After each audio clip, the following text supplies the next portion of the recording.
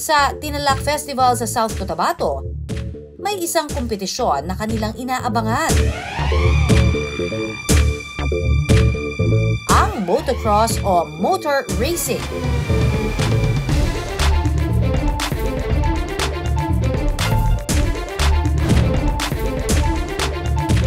Sa kuha ng isang motocross vlogger na si Resty Aguilar sa kanyang Tingtulak PH Vlogs, ang mga manonood tutok sa mga maaksyong magaganap. At ang mga kalahok, kanya-kanya ng harurot. Game on!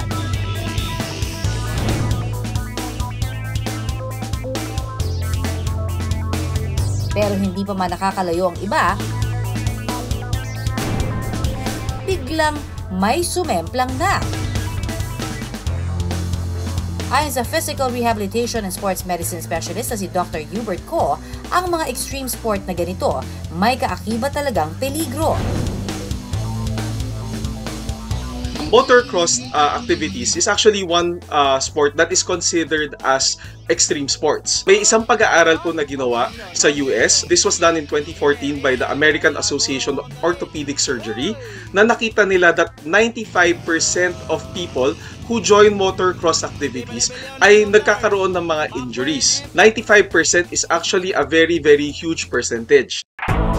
Pero ang mga kalahok, walang takot na lumipad sa ere. Sa ibang round, may ilan na ring mga kalahok sa laban ang natumba. Ayon sa eksperto, importanteng may suot na safety gears gaya ng helmet ang mga kasali rito para makaiwas sa malalang peligro. It's what you call traumatic brain injury. Pag natamaan yung ulo natin or secondary to a head concussion.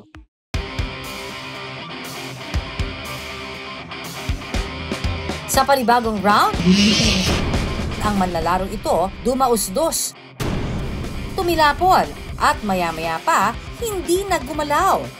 If the participant is unconscious, tapos sinakita nyo hindi siya humihinga at walang pulso, then you have to administer CPR. It is important, dapat meron tayong nakaantambayan na medic dun sa bawat event.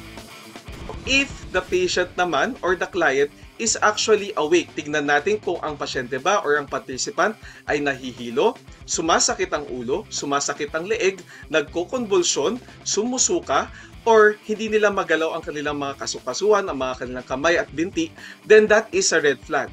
Always remember, whether it's a mild or moderate brain injury or head injury, kailangan dalhin sa ospital yung pasyente.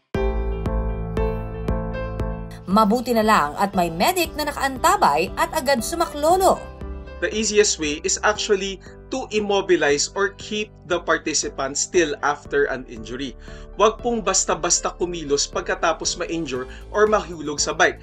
Not unless life-threatening po ito. Ibig sabihin, may chance na masagasaan tayo ng ibang motor, then that's the time that we have to move.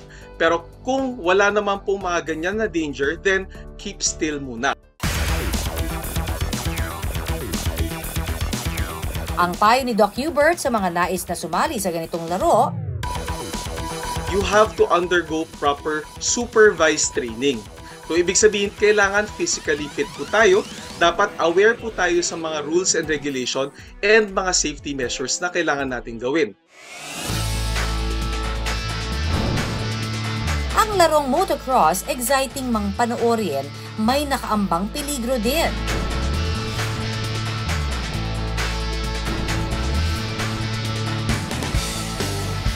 Kaya kung sasali, dapat sumailalim sa training at humingi ng gabay sa mga eksperto para always safe sa laban.